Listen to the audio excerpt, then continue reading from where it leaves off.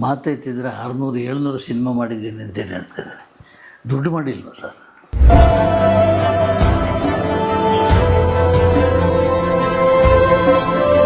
ನನಗೇನು ಕೊಟ್ಟೇ ಇಲ್ಲ ನೀವು ಅಂತ. ನಿಂದು ಸಿಟಿ ಫೇಸು, ನಾನು ಮಾಡ್ತಾ ಇರೋದೆಲ್ಲ ಹಳ್ಳಿ ಸಬ್ಜೆಕ್ಟ್ ಅಲ್ವಾ, ನೋಡೋಣ ಒಂದು ಶೇರಿಗಾರ ಪಾತ್ರ ಇದೆ ನೋಡ್ತೀನಿ ಅಂತ. ಕೊಡಲಿಲ್ಲ. ಆಗ ನಾನು ಹೇಳಿದೆ, ನಾನು ಶಂಕರ್ ಜೊತೆಲಿ ಇದ್ದದ್ದು ಅಷ್ಟೇ, ಅವನೆಲ್ಲ ಕೆಲಸಕ್ಕೂ ನಾನೇ ಫಸ್ಟ್.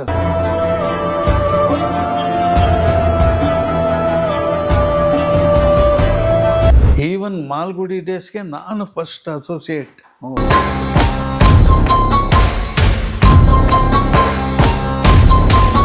ಯಾವುದ್ರ ಬಗ್ಗೆನೂ ಒಂದು ತುಂಬ ನಿರೀಕ್ಷೆ, ತುಂಬ ಅಪೇಕ್ಷೆ ಯಾವುದೂ ಇಲ್ಲದೆ ಬದುಕಿದವು ನಾನು.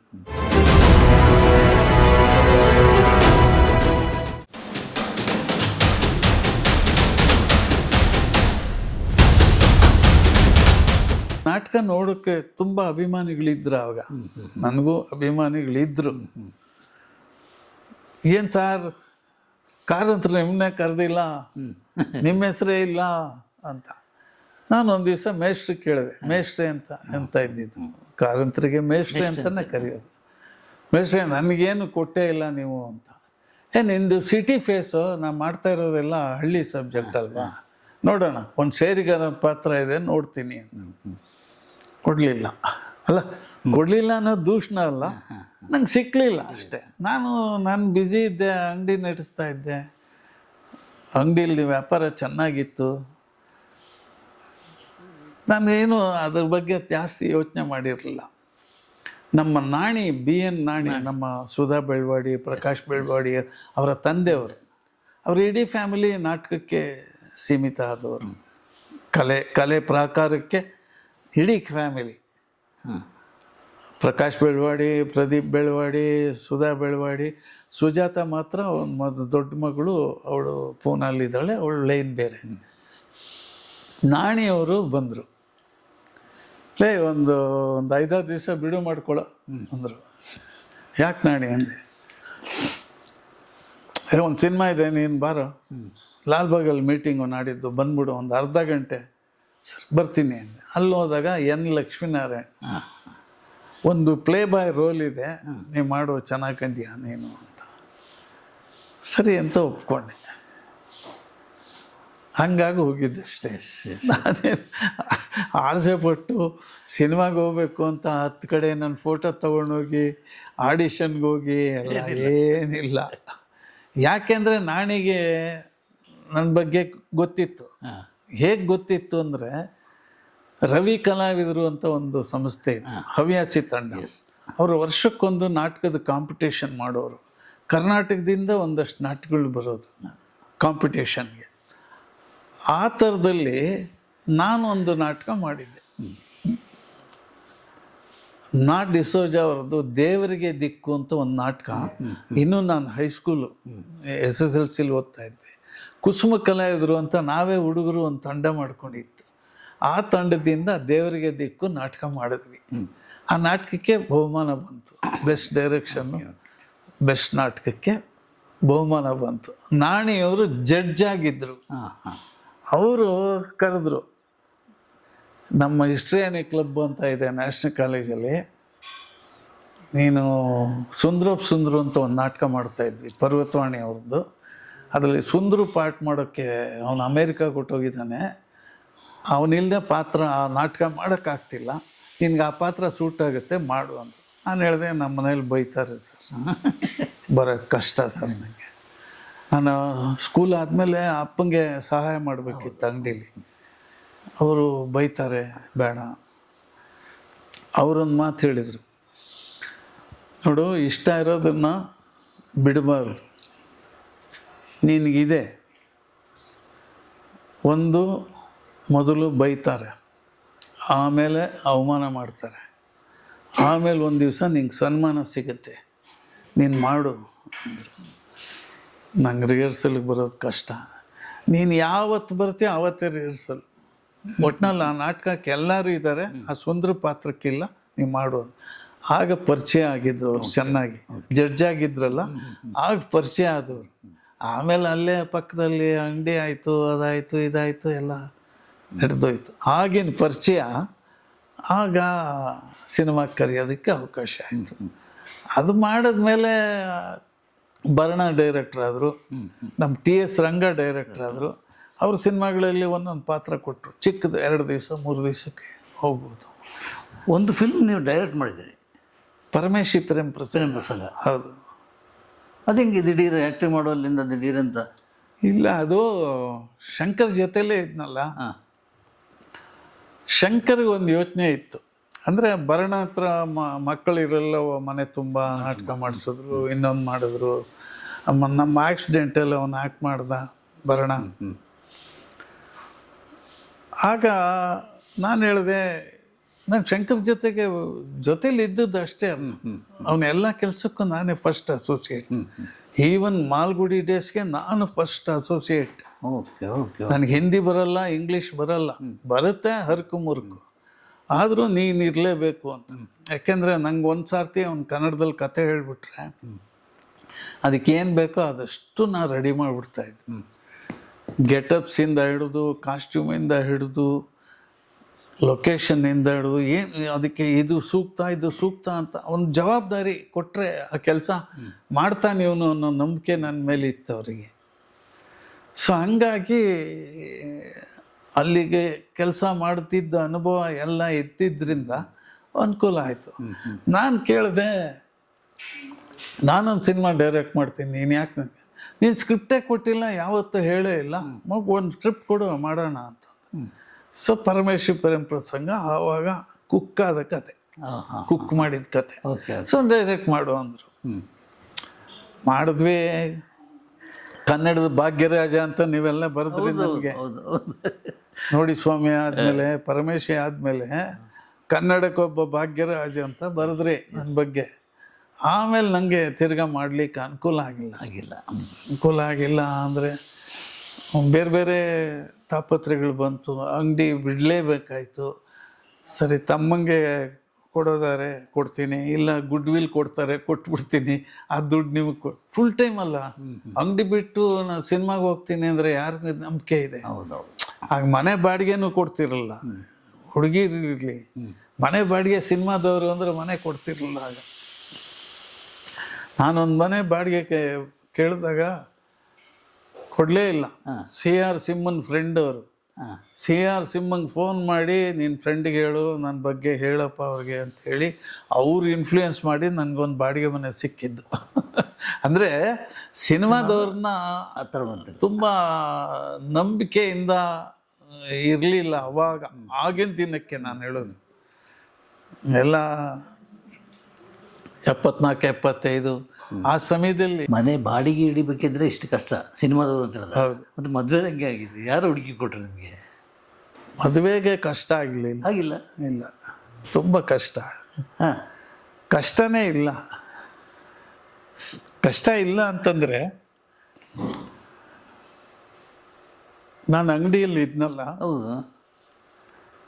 ಅಂಗಡಿ ಸುತ್ತಮುತ್ತ 3 college, BMS college, national college, women's specially, ಆಮೇಲೆ ಹೆಣ್ಮಕ್ಳು ಹಾಸ್ಟೆಲ್ಗಳಿತ್ತು ಅಲ್ಲೇ. ಸೊ ಅಲ್ಲಿ ಅಂಗಡಿಗೆ ಬರ್ತಾಯಿದ್ರು ಇವರು, ಗಾಯತ್ರಿ ಅವ್ರು ಬರ್ತಾಯಿದ್ರು, ಅವ್ರ ಸ್ನೇಹಿತರೆಲ್ಲ ಬರ್ತಿದ್ರು. ಕಾಲೇಜಲ್ಲಿ ಗುಂಪು ಬರ್ತಾಯಿತ್ತು. ಎಲ್ರಿಗೂ ಒಂದು ಹುಡುಗ, ಇವನೇನೆ ಲೋಟ ತೊಳೆಯೋ ಹುಡುಗ ಹಿಂಗಿದ್ದಾನೆ, ಸ್ಮಾರ್ಟ್ ಆಗಿದ್ದಾನೆ ಅನ್ನೋದು ಒಂದು ಅವರಲ್ಲೇ ಚರ್ಚೆಗಳು. ನನ್ನ ನೋಡೋಕ್ಕೆ ಬರೋರು. ಜೊತೆಗೆ ನನ್ನ ಅಂಗಡಿಯಲ್ಲಿ ಒಂದು ಶೋಕೇಸಲ್ಲಿ ಸಿನಿಮಾ ಆ್ಯಕ್ಟ್ರುಗಳು ಪೋಸ್ಟರ್ ಇಡ್ತಾಯಿದ್ದೆ. ಒಂದು ದಿವಸ ಶತ್ರುಘ್ನ ಸಿನ್ಹಾ, ಒಂದು ದಿವಸ ವಿನೋದ್ ಖನ್ನಾ, ಒಂದು ದಿವಸ ರಾಜ್ಕುಮಾರ್, ಒಂದು ದಿವಸ ಉದಿತ್ ಕುಮಾರ್, ಒಂದು ದಿವಸ ಲೀಲಾವತಿ, ಹೀಗೆ ಅವ್ರದ್ದೇ 10 ಪೋಸ್ಟರ್ಗಳನ್ನು ಹುಡುಕಿ ಅದನ್ನು ಕಲೆಕ್ಟ್ ಮಾಡಿ ಅದನ್ನು ಇಡೋದು ಒಂದು ಕೆಲಸ. ಅದನ್ನು ನೋಡೋಕ್ಕೆ ಬಂದವರು ಏನಾದರೂ ಒಂದು ವ್ಯಾಪಾರ ಮಾಡಬೇಕಲ್ಲ. ಸೊ ಅದೊಂದು ಆ ಅಂಗಡಿಯಲ್ಲಿ ವಿಶೇಷತೆ ಇತ್ತು. ಸೊ ಆ ಥರದಲ್ಲಿ ದಿನ ಬರೋರು ಹೋಗೋರು. ಸೊ ಹಾಗೆ ಸ್ನೇಹ ಆಯಿತು. ಅದು ಸ್ನೇಹ ಆಗಿ ಮದುವೆ ಆಯಿತು.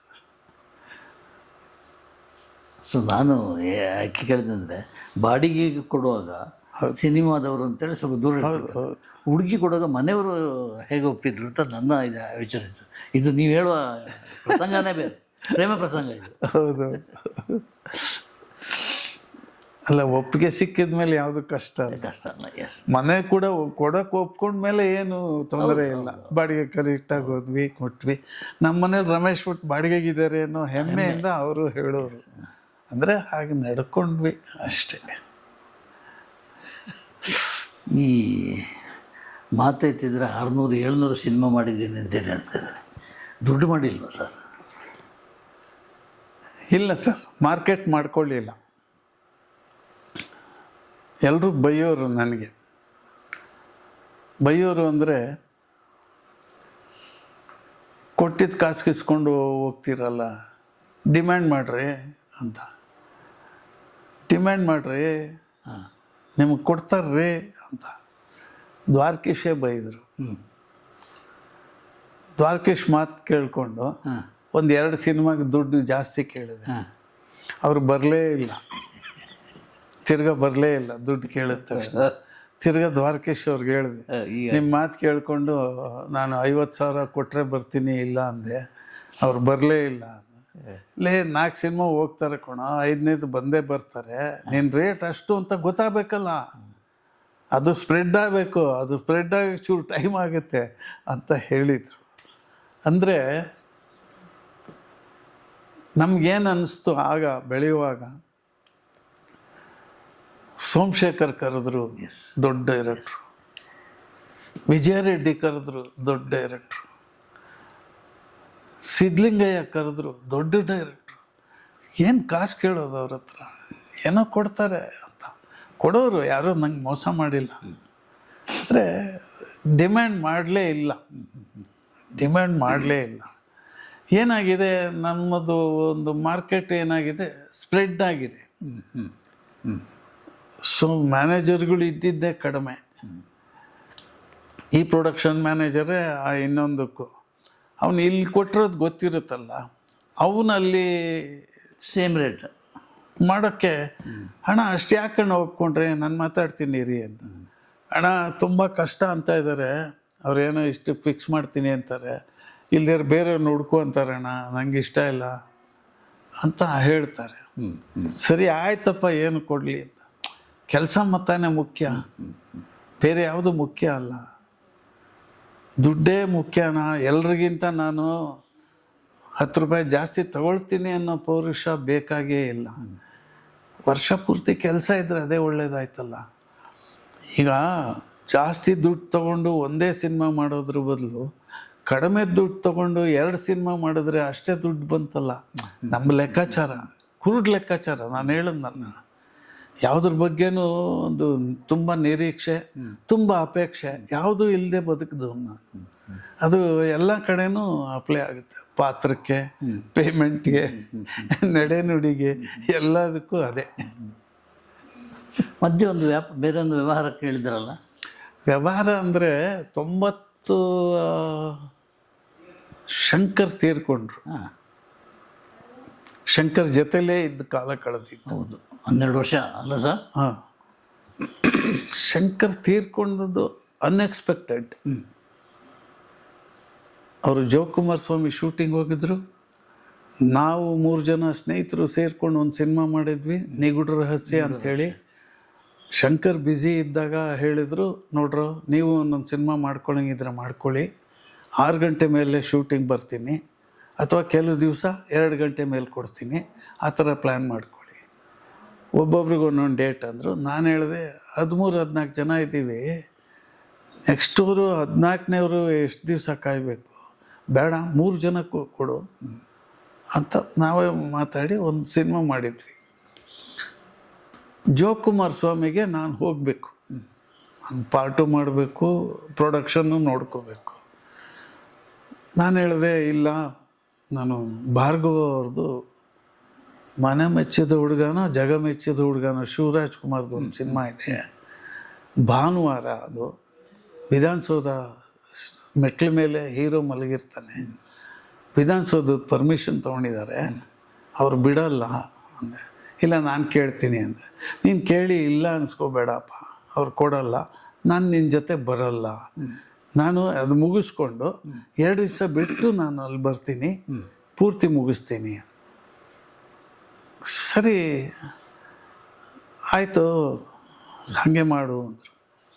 ತಿರ್ಗಾ ರಾತ್ರಿ 10:30 ಫೋನ್ ಮಾಡಿದ್ರು, ಅರುಣ್ ಬರ್ತಾ ಇಲ್ಲ, ನಾನು ಒಬ್ಬನೇ ಹೋಗ್ಬೇಕು, ಬಂದ್ಬಿಡು, ಚಕ್ಕರ್ ಹೊಡಿ ಪರವಾಗಿಲ್ಲ, ಏನೊಂದು 1 ದಿವಸ ಅಂತಾರೆ, 2 ದಿವಸ ಅಂತಾರೆ ಅಷ್ಟೇ ತಾನೆ, ಇನ್ನೊಂದು ದಿವಸ ಮಾಡ್ಕೋತಾರೆ. ಇಲ್ಲ ಕಣೋ, ಫಸ್ಟ್ ಡೇ ಶೂಟಿಂಗು, ನಾನು ಕಿತ್ತಾಕ್ ಬೇರೆ ಯಾರನ್ನೂ ಮಾಡ್ತಾರೆ ಅಂತ. ನಾನು, ನೀನು ಯಾಕೆ ಅಷ್ಟು ಹೆದರ್ತೀಯ ನಂಗೆ ಗೊತ್ತಿಲ್ಲ ಕಣೋ, ಅದೇನು ದೊಡ್ಡಿದ, ನೀನೇ ನೀರೋನ ಅದರಲ್ಲಿ, ಬಿಡೋ ಯಾವುದೋ ಒಂದು ಪಾತ್ರ ತಾನೆ ಅಂತ.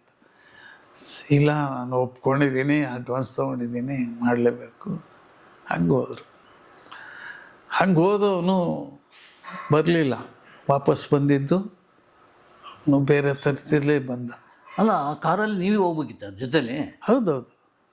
ಜೋಕುಮಾರ ಸ್ವಾಮಿ ಶೂಟಿಂಗ್, ನೆಕ್ಸ್ಟ್ ಡೇ ಶೂಟಿಂಗ್. ಹೌದೌದು. ಓಹ್, ನಾನು ಹೋಗಲಿಲ್ಲ. ಆಮೇಲೆ ಅರುಂಧತಿ ಬಂದರು. ಅರುಂಧತಿ ಅವರು ಹೋಗುವಾಗಲೇ ಆಕ್ಸಿಡೆಂಟ್ ಆಗಿತ್ತು. ಹೌದು, ಅವ್ರು ಹಾಸ್ಪಿಟ್ಲ್ ಸೇರಿದ್ರು, ಹೌದು. ಕಾಲೆಲ್ಲ ಫ್ರ್ಯಾಕ್ಚರ್ ಆಯಿತು. ಇವನು ಮಾತ್ರ ಬಂದ. ಸರಿ, ನಾವು ದಿಕ್ಕಾಪಾಲಾಗ್ಬಿಟ್ವಿ. ಹೌದು. ಏನು ಮಾಡೆ ಏನು ಅಂತ ಗೊತ್ತಿಲ್ಲ. ಸುಮಾರು 1 ವರ್ಷದ ಮೇಲೆ ಸುಧಾರಿಸ್ಕೊಂಡ್ವಿ. ಸೊ ಶಂಕರ್ ಜೊತೆಲೇ ಇದ್ದಿದ್ದರಿಂದ ಹೊರಗಡೆ ಡೈರೆಕ್ಟರ್ಗಳಿಗೆ ನಾನು ಸಿಗ್ತೀನಿ ಇಲ್ಲ ಅನ್ನೋದು ಅಷ್ಟು ಗೊತ್ತಿಲ್ಲ.